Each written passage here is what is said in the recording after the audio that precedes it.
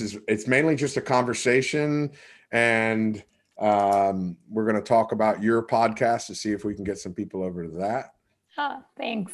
No, this is how I work. I want to make sure everybody uh, gets to enjoy it, gets to share in the experience. What are we drinking today? Water for now. Okay. Water, coffee, that's it. I'm water coffee, but I've gotten into the green tea.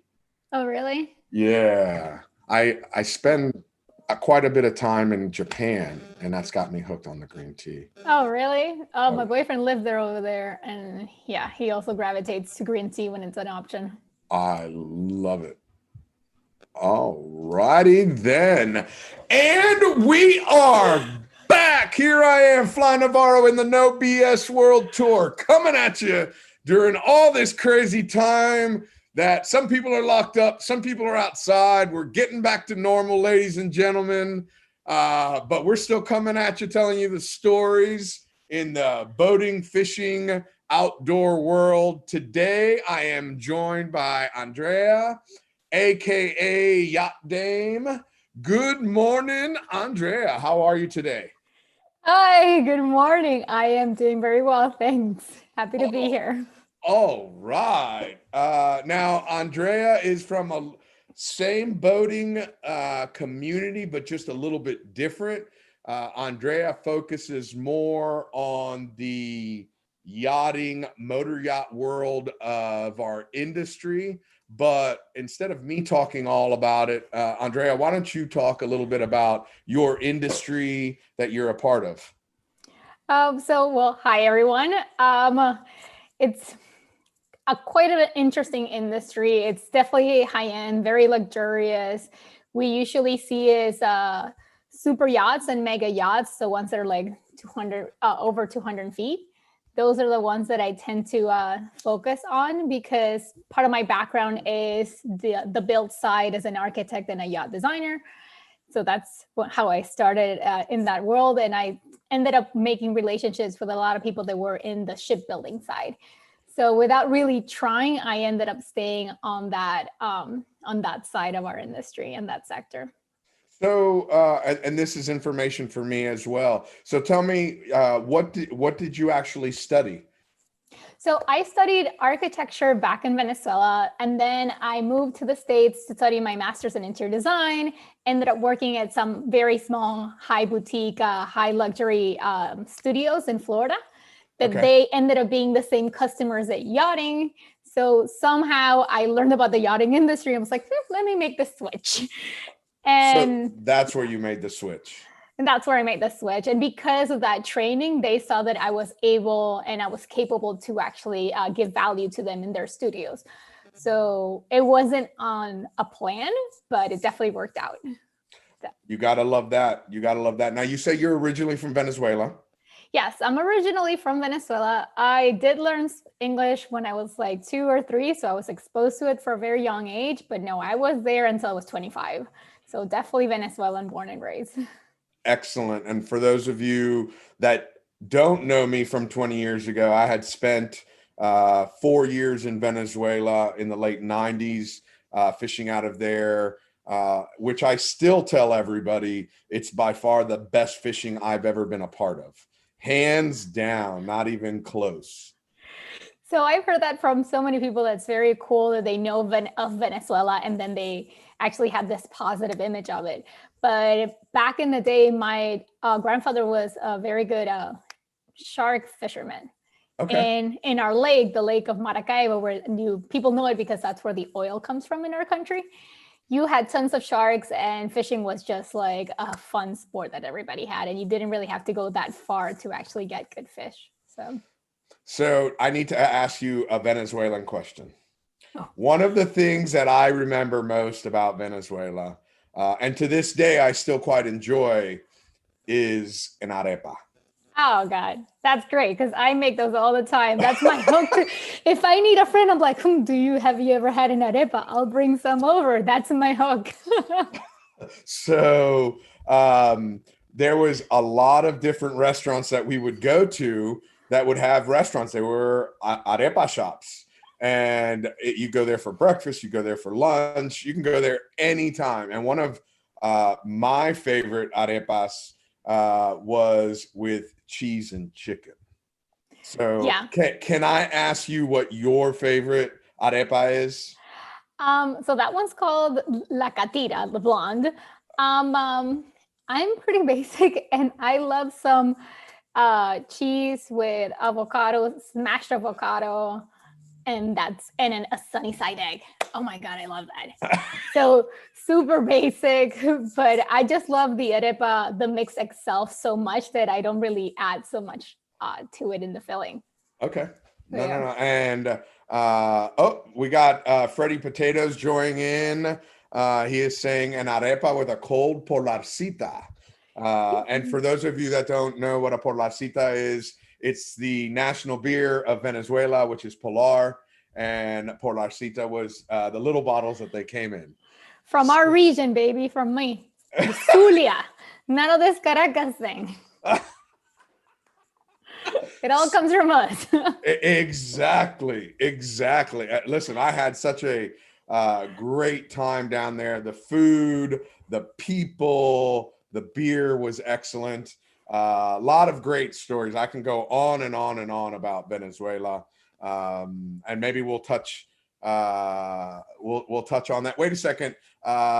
Stefan is asking a question. Stefan from Alabama is asking, what is that food? Could you describe an arepa for Stefan? Yeah, so visually, if you have never seen it, you can imagine eating a sandwich because it's just two pieces that contain a filling. And the filling can be from just butter and cheese all the way to pulled pork, beans, and plantains in it. But the difference is that it's cornmeal.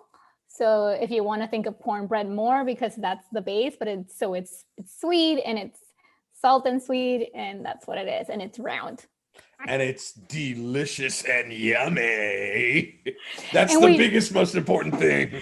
And we do eat it. Like, it's not like other things that people think, oh, when you travel to another country, how often do you have like sausages and bratwurst in Germany? And a lot of people were like, well, we don't really eat those. We eat those for breakfast, lunch, and dinner. You will find a lot of Venezuelans that eat that every day of their life. It is popular. Absolutely. And we enjoy it. Listen, an arepa with queso blanco. It was every night at dinner. That's what we had while dinner was getting ready. So we smuggled a lot of cheese after I had just moved here. Everybody that wanted to stay, I was like, free housing, yes, but you get me some of my cheese here and you got whatever you want. And that cheese would be stored in the freezer. And every time you would like get a chunk, put it in some milk so it would hydrate. And that would be like, it was definitely the speakeasy of our nostalgia food. You were a cheese mule. God, yeah, you pack it. We had a system. You put it in the jeans and everything so it keeps cool. Like, there was a whole thing. Oh my gosh. Now, do you still have family in Venezuela? So during my grandparents come and go. Thankfully, they have a place in South Florida. But during the pandemic, they ended up being stuck in that coming and going. So right now they're there. I do have some uncles and some cousins, but I do have tons of cousins in Florida, Spain. We're really spread out. And my family itself is actually in Florida. In South Florida. Okay. Yeah. Okay. So, and I'm sure we're going to circle back on that again, but I want to get back to your position in the industry and what you've just created. So you are in the luxury motor yacht industry, but just recently you've launched your own podcast. So let's let everybody know about your podcast, what you're trying to achieve, and where they can find it. So thanks. Yes, it's been very exciting. The podcast is called Yacht Femme, talking about the women in the yachting industry. We just talk about how they got into the industry, what did they do there, and how has their journey been. And mostly what advice they have for people that are new to the industry. So it's like, if you were starting new, what can you tell us so we actually avoid these mistakes? So that's basically the goal of, or the format of the podcast. My intention is just to get more the word out and inspire more people that we do have diversity, even though it's not, the industry is not really diverse. We do have some important women out there that could inspire you to be like, oh yeah, but change has been happening. I don't have to be the one that has to change everything and be the disruptor. So Yacht Femme is on all your podcast platforms, Spotify, Apple Podcasts, Google, and so forth. I have my link on my Instagram, and the Instagram is called Yacht Femme. So from there, you can just find the link and find any podcast platform that you actually enjoy. And that developed because I was talking about women in the yachting industry through a platform that I called Yacht Dame. Because when I was doing shipbuilding, I realized at the shipyard, I was the only woman. I was literally the only woman that was in crew that came with the vessel and was prepping it for the refit period, which is just the remodel period for yachts. And when I was only alone, it was great to go have beers with the guys, which ended up being a very big problem when you have a boyfriend or a relationship. You're like, I only hang out with men. You have to be cool with it. It's not that easy. So it ended up being not only hard when it came for relationships, it also became hard when it came to going up the career ladder, because people at some way loved having you around, but they thought you were very smart and everything, but you always had a cap, like, oh yeah, but that's where you are. So it ended up being hard professionally to not have someone to talk to help you actually rise. So that's why Yacht Dame was created. But before we jump in, I want to tell people how I got into yachting, which actually is a fun story. I was playing rugby, and I was Whoa. Stop right there. You were playing rugby. So I got into rugby. I moved to the States. I was coming from a different background, like just got divorced. I was changing communities, and I found this cool group of people. They were like super, like, you play with us, you're a family, like instant family. So that was like amazing. Coming from Venezuela when everybody's like so close together, this was like a great find for me. Either way, I was playing rugby. We were on an away game, and everybody was like, we were in the hotel and people were running around getting drunk. And I was there like a very boring girl with a little book reading in bed. And someone next to me was doing the same. I was like, yeah, we have boyfriends. We don't really care. Like the blandest stuff ever. And we looked at each other and was like, maybe we should connect. And she tells me, I work in yachting. And of course I'm like, and that means, how are you a full-time? What is crew? Like, the question just started rambling because I just couldn't understand how people had a full-time job caring for these vessels. And the next day I tell her, hey, I want to do something on the side. She looked for a job for me on a job posting at Dockwalk, I think it was. Dockwalk.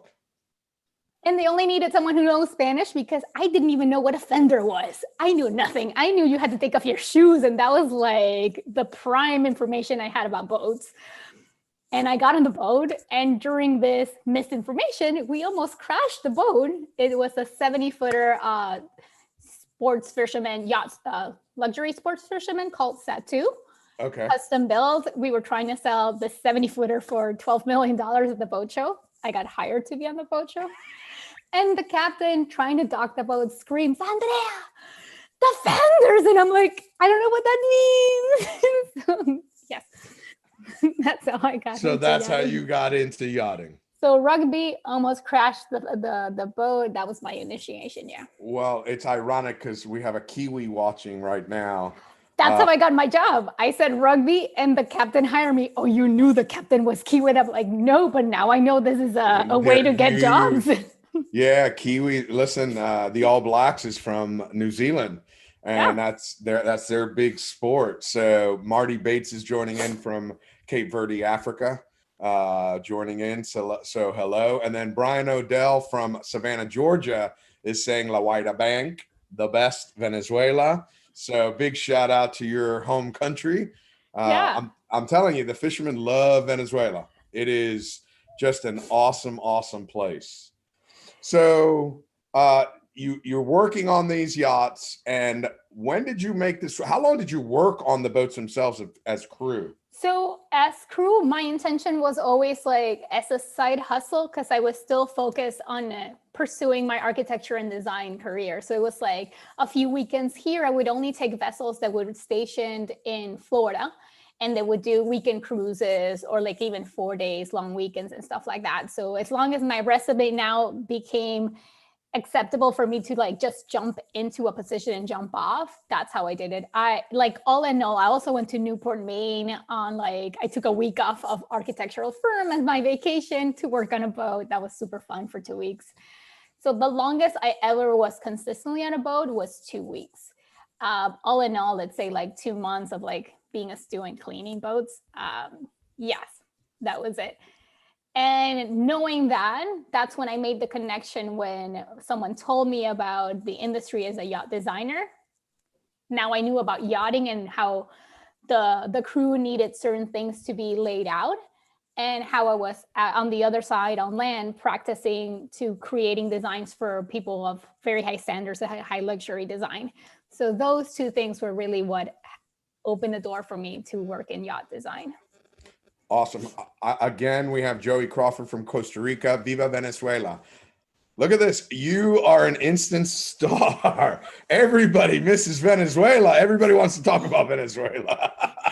Hey, I miss it too. I'll tell you, the first thing I wanted to do when I went back was like, I had let me see, friends. I had a food tour. I'm going to get this from this place. I'm going to get tequeños from the other place. Going to make cachapas here. It was like, and then see friends.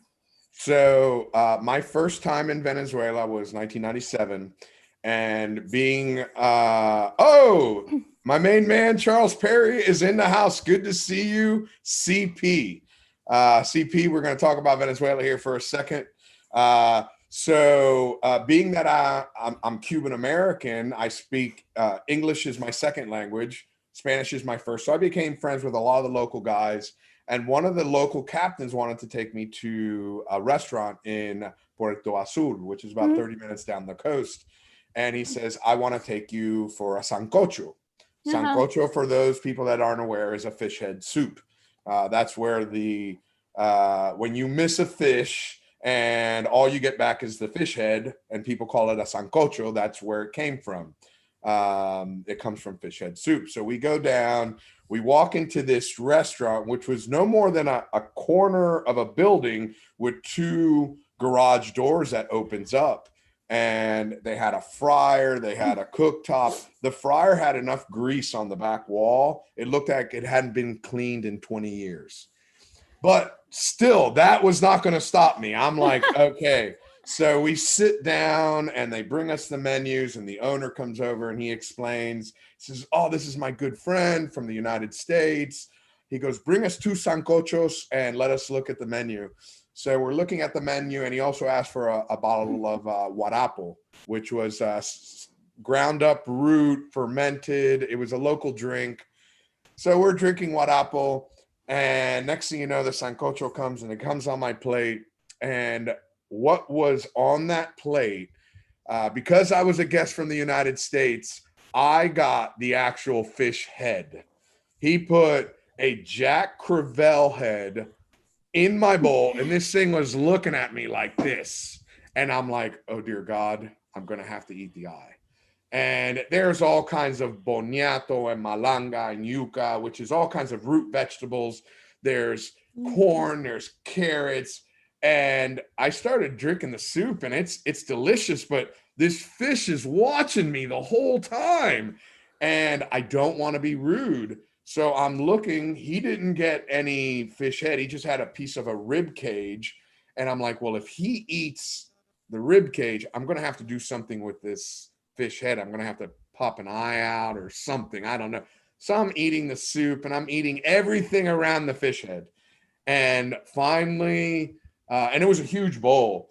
Finally, our lunch showed up, and my friend says, hey, take the soup. I don't want to fill myself up. And I said, oh, same thing.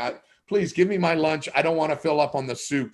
And to this day, all I can remember is seeing that fish's eye look at me the entire time. The entire time. But the sancocho was delicious. It was so delicious. So That's one of those things I will never forget. And that was, wow, that was 24 years ago. But yeah, that was one of those great memories I had of the food, and the food was phenomenal. I mean, there were so many great restaurants that we'd go to down in Venezuela year in and year out. Yeah, we were talking about Los Roques as well. And one of the things, if you go to Los Roques or our keys, Los Cayos and so forth, you will dock your boat very close to the shore, not necessarily get it all the way to the shore. And you will have people with their little Yetis, and the food will be on the top, and they go into the water to give you the shrimp or whatever it is, the ceviche, and they come out. It's just like, you can't get more aphrodisiac than that. It is so it was so awesome, all that kind of stuff. My first introduction to Venezuela, we actually stopped in Los Roques just to spend the night and get some sleep, and we ended up staying a day and a half at Los Roques, swimming and diving, catching lobsters, just having a great old time. Oh, that's great. I had tons of friends that would do parasailing as well. Like, it became a whole thing. And on the weekends they would go. It just, the views and nature is still very untapped over there. And it will continue to be more with our, on our instability politically. So I think nature will continue to flourish without man over there. So the moment we can go back, it's just going to be like this beautiful oasis. It's just around the corner. It is so beautiful. And there was something to be said about fishing, and in the afternoons you just have the whole mountain. You're just fishing right on the edge of the mountain. It was just gorgeous. And some of the stuff, like I've said it many a times, it's like being on National Geographics. You'd see whale sharks and orcas and marlin and turtles, you name it. It was truly amazing. God, you made me want to go back. And it's a shame because compared to now, where I don't leave the home without 8 cameras. Back then, there was no iPhones, there's no picture taking. So the amount of pictures I have is just minute. Every once in a while, I come across pictures, or somebody will send me some. But compared to now, where I go on a 3-day trip and I'll come back with 7,000 pictures. Exactly. It's just totally different. But what a beautiful place. And given the opportunity, once the political stuff changes, I will be one of the first to go down there. Yeah, me too, for sure.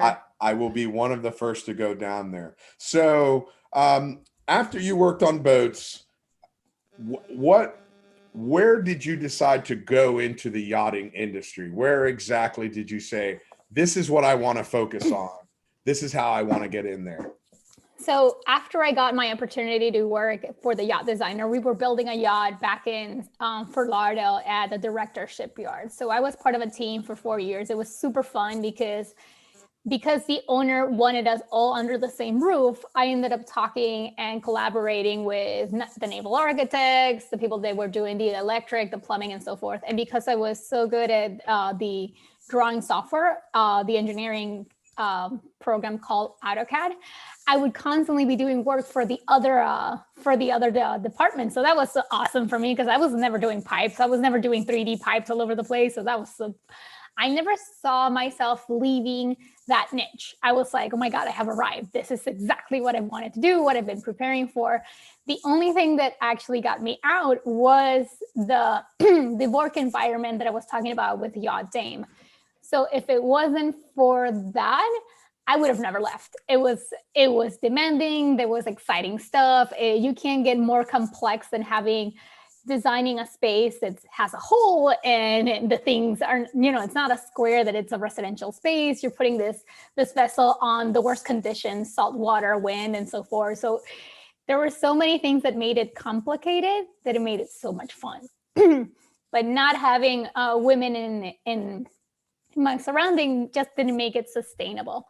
I was so happy that I was traveling all over the world, and I started travel blogging. And I created my first personal brand that was The Clever Traveler. And that evolved into like, you know what? I know how to do digital marketing now. Let me do it for other people. And then I created the Yacht Dame, and that's how I ended up working for Gary Vaynerchuk.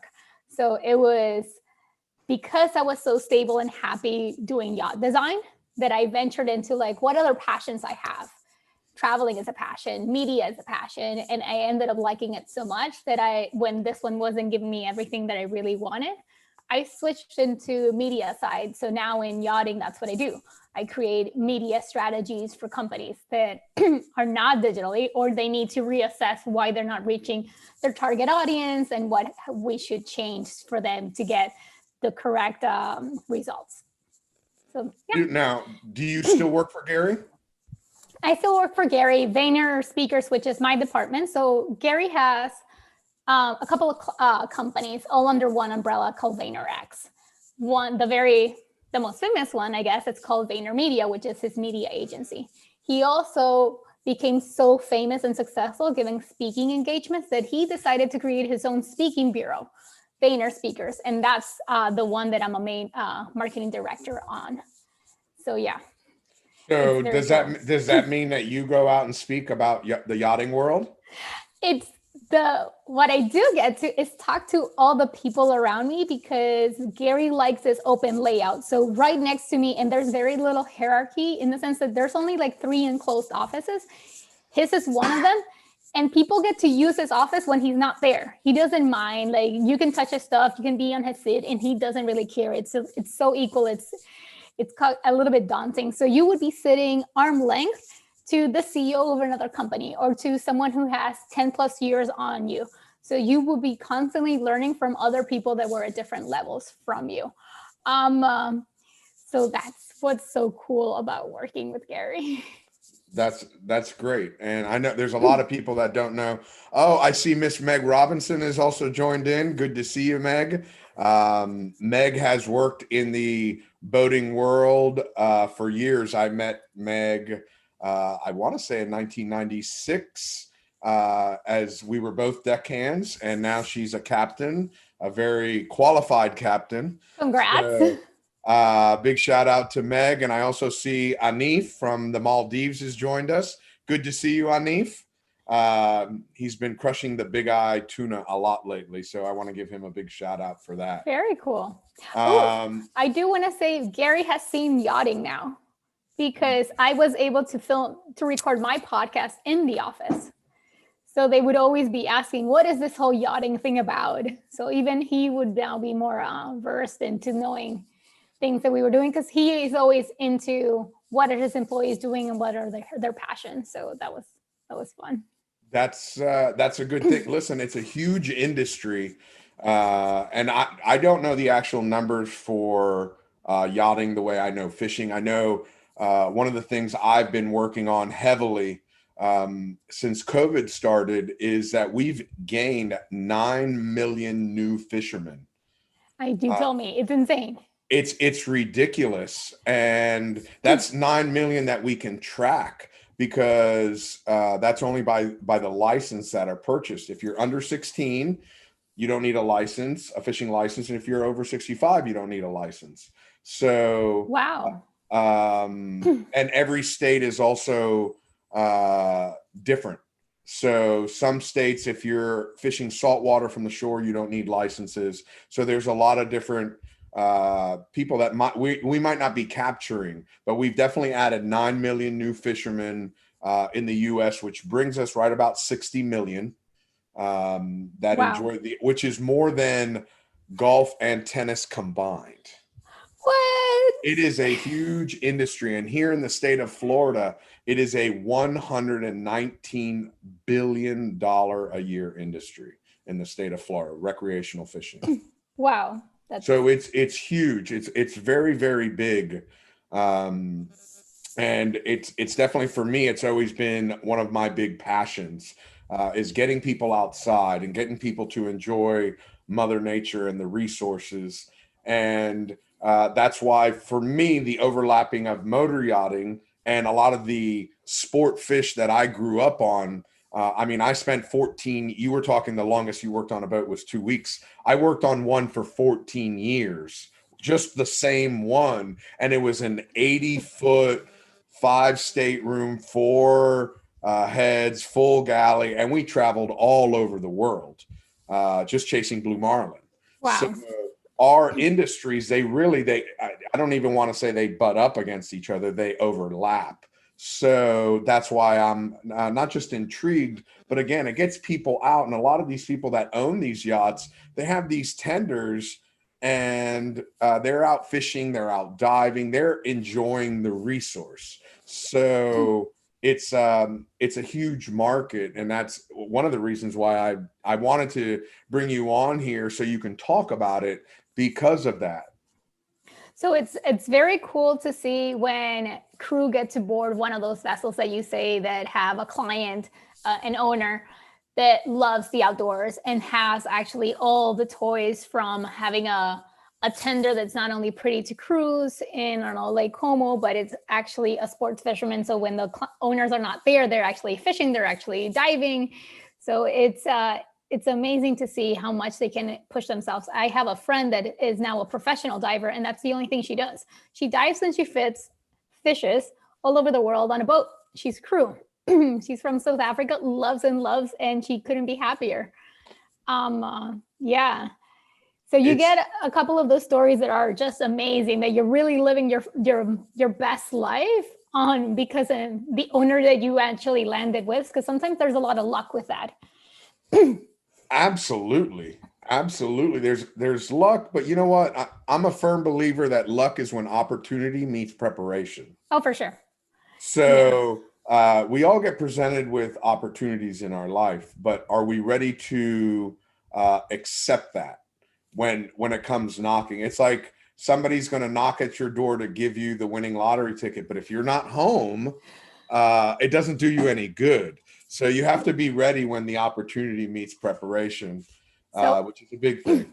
I say that to many of my clients in consultations for actually content strategy, because they're all waiting for that moment where, like, oh my God, imagine if I'm here with Fly. And I'm like, so many people are going to go to my page. And I was like, but your page is not ready for people to look at it yet. You don't have a message. You don't have a branding. The same thing you're saying. I could be on the best boat ever, but I never did my diving lessons before I got on the boat. So I'm not taking full advantage of something that's in front of me because I really didn't know what my goals were. So that's another important thing. I can't believe you're 14 years on the boat. On one, it's funny because I've been doing this now 28 years. And of that, I spent 18 years on 2 different boats, 4 on one, 14 on another. And then I went out to Hawaii, ran a boat out in Hawaii for 2 years. And then I came back and I backed into this social media digital realm that I keep building all kinds of things in. So and I didn't plan it. It wasn't like I said, oh, I really want to go into social media. It's just, for me, what it was, while I was in Hawaii, I got introduced to Instagram. And when I came back home, I would post pictures of me on Instagram fishing and at the time I was 40 and I'm like, do I really want to work for somebody else? What do I want to do? Mm-hmm. I'm just going to freelance. I've never been married. I don't have kids. I don't have a big overhead. I'm just going to freelance until I figure out what I want to do. And the more I fished, the more content I got. The more content I got, the more I put online, and the more people called me. And I'm like, it started building. It was like fishing. I'm like, wow, I'm watching this thing work. Let me start building things for the digital space. Let me put out educational videos. Let me build things in this whole, especially in the saltwater world, an area where there was nothing there. Mm-hmm. And little by little, I started building tournaments to create more content. Instead of me going on a boat, let me get 50 people going on a boat creating content. And that's where I've kind of gone in that world. And it's opened doors. I've spoken at the University of China.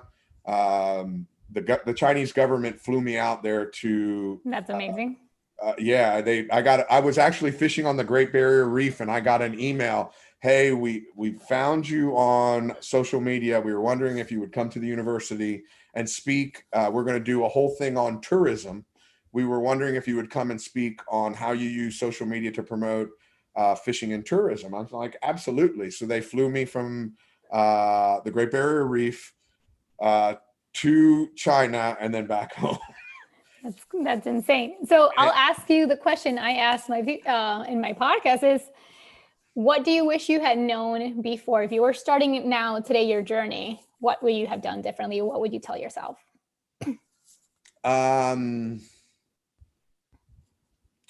It all depends on what part of the journey you'd ask me. Meaning, are you saying on the social media journey or on my whole boating journey?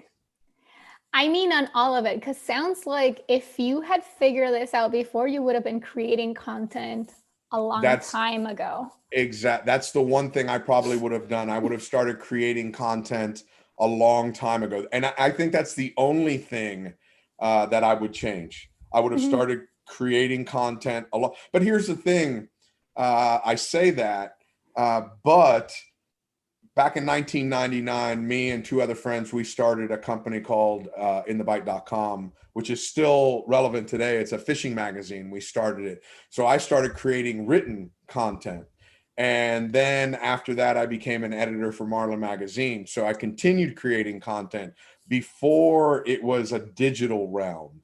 Correct. So by the time I got to, let's say, by the time I came back and I started creating all this digital content, I created such a giant footprint in the content I already created, Google searches and all that. I had already created a huge footprint in a way that I didn't know that I was doing. Now you tied it all together pretty much. You didn't know you were making a good fundament. Exactly. And it's funny you talk about Gary V. I was coming home from fishing one day. I was taking a busman's holiday. I had 2 weeks off from the boat, and I was just fishing here at home in Florida. And on the way home, I went to stop to see a friend of mine at his place of business. And I was doing all the social media stuff. And he's like, you really need to look at this guy, Gary V. You're doing a lot of things that he's saying. And I'm like, okay, not a problem.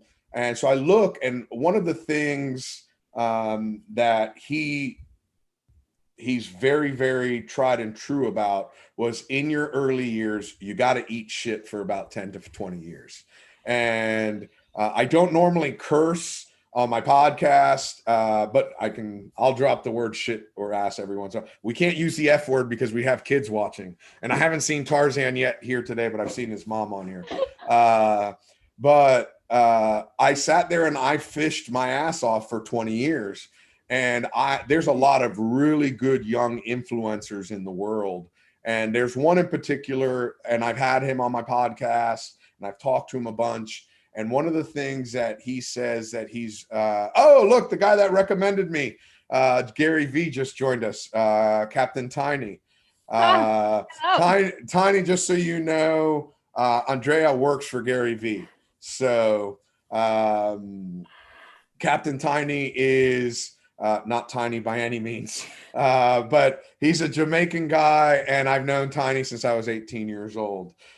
Anyway, so I've got 20 years of this experience, and now I'm learning, even now to this day, I'm learning about all this podcasting stuff. I'm self-taught with most of it. Even the podcast, this whole thing started in the COVID world, where I was broadcasting in my front driveway with my two phones just to talk to all my fishing friends. Everybody's locked down. Everybody's reading misinformation on social media.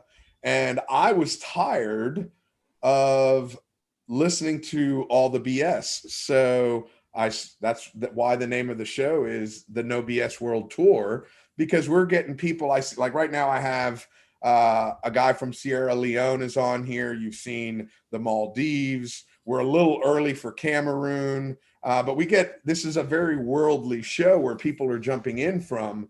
And I want to talk about fishing. I want to talk about being on the outdoors. And I want to give good information from good people in our industry like yourself, the most professional people out there. And that's why we've created this. And what started off as 2 phones and just me talking was I got to be able to get people in. I have a Rolodex full of people, and let's get people in to talk about their expertise in their area. Because even in my videos that I create in my content, I'm not trying to build a world on how I fish. I'm trying to build a world on how all the best people in the industry fish, and give everybody access to my my Rolodex. That's my ultimate goal. I think that's great because you have done the trouble and the work of creating a digital platform. So there are a lot of experts out there that are not as savvy with their social media or haven't even had the chance to actually discover that world. So you're actually giving them a spotlight, and they can continue to be experts and share their knowledge. So that's pretty awesome and crazy valuable, I have to say. I'll tell you this, what I do wish I had changed from back then. It's just like, I've always loved creating, taking pictures since I was a little kid. I was always like a camera for Christmas, and I would take pictures of the floor they're so popular on Instagram to show your shoes and stuff like that. But I never had a place where I published it. For example, you were writing, but you were already thinking of the editorial way of people reading it when you were doing your magazine. I wasn't thinking of the end person. So because of that, I never developed storytelling from the beginning. So now that I want to talk about that amazing trip, like you're saying, we didn't have cameras and stuff like that. Or when I went to Egypt, all my pictures are with everybody just going like this, instead of actually taking people through a temple. Like, people don't want to see my picture like this. They actually want to go through the experience of what it was to see those columns and this and that. So I wish I had published or shown people, or actually been in front of someone telling them my story and using my visual aids to tell it to them. So I would have gotten different content, because now going back to Egypt is not as easy. So when were you in Egypt? I was 15. I think it was 2000. And that was my first international trip ever. Like, I had done the States, but I hadn't gone to Europe. So that trip we did Egypt, Israel, and Paris. So seeing the pyramids, it was just one of those, like, I saw it on the animation or the movie, and here it is. Like, you can't get more real than I'm touching it. This is true. Pyramid. The mummy is there. Like, like, I don't have to believe anything. It's actually here. That's what got me into different cultures and traveling, because I realized I knew nothing. What I was living was in a complete bubble. These people were going out to parks at 11 p.m. because of the difference in weather temperatures, and they were having family picnics at 11 p.m. when all of us on our side of the world were like, no, tucked in, you're a kid, it's 9 p.m. So you don't know what you don't know. So that was for me a breakthrough. When I went to Egypt, it was my very first time. I do a lot of work in the Middle East. A lot of my content is consumed over there. I put on a tournament in Saudi Arabia. I'm helping. We were working on the second annual tournament, and we were actually working on building a fishing academy and fishing club in Saudi Arabia. So I do a lot of work in the Middle East, introducing fishing. So I went to Egypt to go fishing over there. But I had a layover in Cairo, and I was going to have dinner with one of the members of the Egyptian Fishing Federation. And it was my first time being in the Middle East for Ramadan. Uh-huh. And we were driving from Cairo to Giza, which is a whopping 7 miles, but it took us 2.5 hours because the traffic was so bad. And for people that aren't familiar with Ramadan, you cannot consume water or food during the day. And as we're driving, as the sun's getting ready to set, there's all these people out on the road. And my friend, who's the member of the Egyptian Fishing Federation, I asked him, I'm like, why is everybody out on the road? He says, oh, they're giving dates and they're giving water to everybody that's stuck in traffic. You haven't eaten for 12 or 14 hours. So they're giving you something to sustain yourself once the sun goes down until you get home.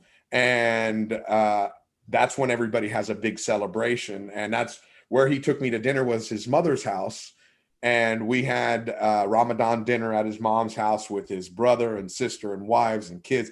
It was like a traditional big, for us would be a big Christmas dinner or Christmas Eve dinner. And it was a day after not eating all day long. And his mom and I actually, we still stay in touch. She speaks no English, but she stays in touch with me on Instagram. And I use Google Translate to translate everything to Arabic. And it is so awesome.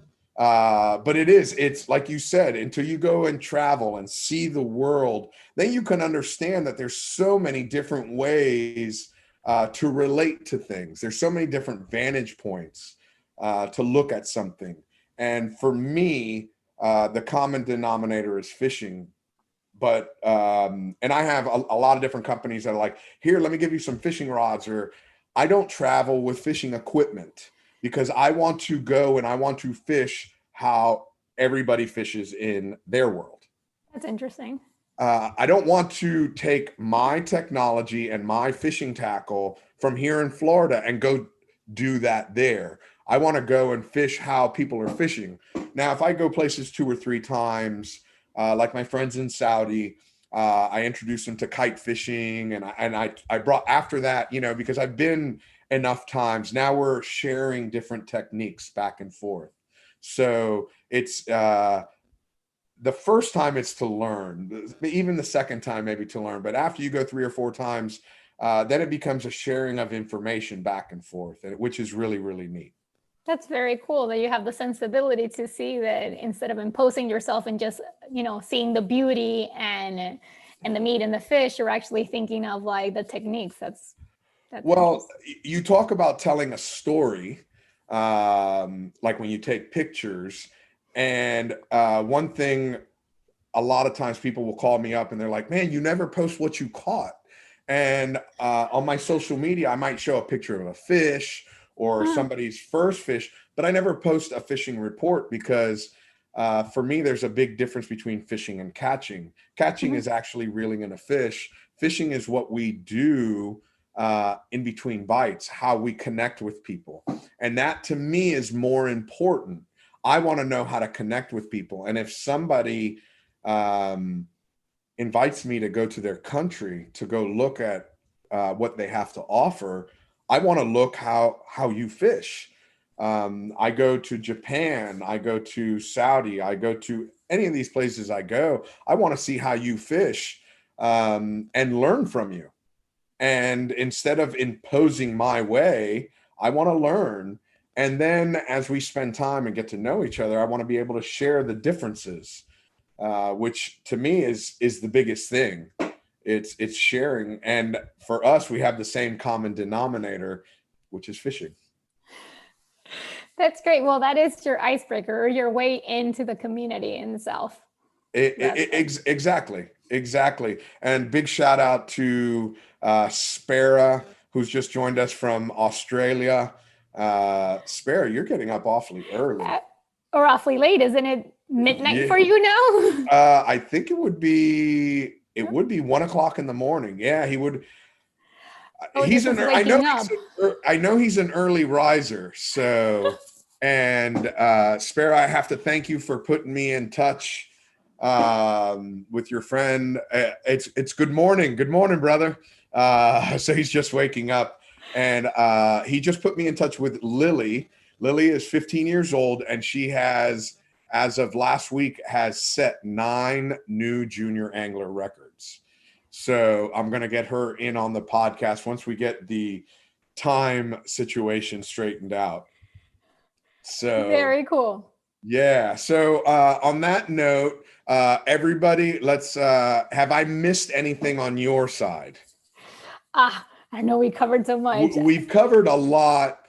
One thing I want to, again, reiterate your podcast, which is Yacht Femme, available on Spotify, Google Podcast, Stitcher, and your favorite podcast platforms out there. You got to love that. And then also this one, Everybody that's listening, the No BS World Tour, we have it live here on Facebook, but we also have it live on YouTube. The video will live on YouTube, but the audio is on Spotify, Stitcher, iTunes, Alexa Play. It's great when I go to my friend's house and I go, Alexa, play Fly Navarro No BS. And there I am. It is so awesome. And it's like, really? I have to listen to you twice? I go, absolutely. Spera is up in the middle of the night. He is taking a boat to Cairns. He's traveling through the night. So he's watching as he's traveling up the coast, just inside the Great Barrier Reef. So, and I also see Robert Hall from Antigua in the house. Good to see you, Robert. Yo. Okay, so any last little minute before we sign off? I want to make sure people know where to find your podcast. I'll make sure I put it in the description as well. But if there's anything else you want to add, or you're always welcome to come back if you have any special news that you want to announce, love to have you back. That'd be awesome. I just want to say, you guys, find your passion, work hard on it, because definitely anything you actually work hard on, you can make a business out of it. So don't put yourself in a corner thinking that this cannot be your full-time career, your full-time life. And that's it. I have never worked a day in my life. I really haven't. Because everything I do, I love so much, it doesn't feel like work. When I get up in the morning, and recently I went fishing, and I set my alarm for 3:30, and I woke up at 3:29, and I'll never forget. I'm like, and I set the alarm just so I can sleep at peace, knowing that I have a safety net. So that's great. It feels like when I'm traveling that everybody's like snoozing, and I'm like 6 a.m. already, makeup ready for my camera. Like, let's go. And one of the things I enjoy the most is watching people commute in different countries. I'm always fascinated about that. So it's definitely different. I'm used to, for me, a commute is jumping on a plane for 29 hours. And right now this has been, I used to have an office here in Florida, which is 45 minutes away. But after COVID, I just created this studio, which last time we talked, I had the crazy clown in the corner. I got rid of the crazy clown. Yeah, check out the difference here, like the saturation and no saturation. It was finally okay. It was 50-50. Half the people love the clown, half the people hated it. I'm like, you know what? If I have that many people talking about it, I was gonna say it sparks debate. You can't get any debate from the curtain that I have behind me. So this is I could have a debate on why gray. Why couldn't you have something very lively? Oh, it's strategic. The small, New York apartment. I didn't want to divide it more, so it just looks like an extension of the wall. Oh, you gotta love that. A big shout out to my friend Lorenzo in Italy. Good to see you, Lorenzo. Next year, I'm going to be in Italy, Lorenzo. It's been too long since I've been there. So once Europe opens up, I think I'm going to take a 6-week European fishing tour to go see all my friends all over Europe and go fishing with everybody. And take all the pictures, because I've been seeing everybody enjoying their pizza next to everything and the beautiful sceneries, and I'm here stuck. So we're coming for you. I loved fishing in Italy. I had so much fun fishing the Big Red over there. And that was one of the places that I'm like, I took two days in the front and 3 days in the back to enjoy Italy. And I did Venice, I did Rome. And the food was phenomenal. And the fishing was great too. So, all righty, all you cool cats and kittens. On that note, we're going to sign off. Andrea, thank you so much. Do not hang up, please. Just sit right there. But I want to say thank you for being on the podcast. Everybody else, Josh, I will put her link of the podcast up on the Facebook page, so you guys can go give her a quick follow, download a couple of the stories, listen to what the motor yacht world is all about.